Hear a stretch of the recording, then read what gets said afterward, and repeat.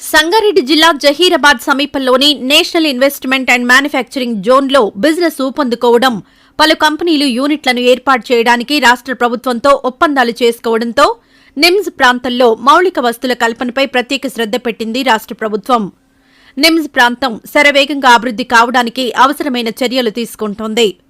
ఈ క్రమంలోనే రహదారుల విస్తరణ విషయంలో కీలక నిర్ణయం తీసుకుంది తెలంగాణ ప్రభుత్వం.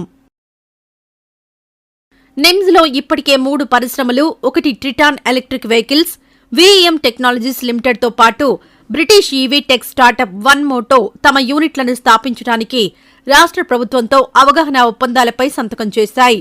యూనిట్ల కోసం ప్రతిపాదించిన భూమిని పరిశీలించేందుకు నిమ్స్ పరిధిలోని 17 గ్రామాల్లో ఒకటైన ఎల్ గోయిని ఆయా సంస్థల ప్రతినిధులు సందర్శించారు.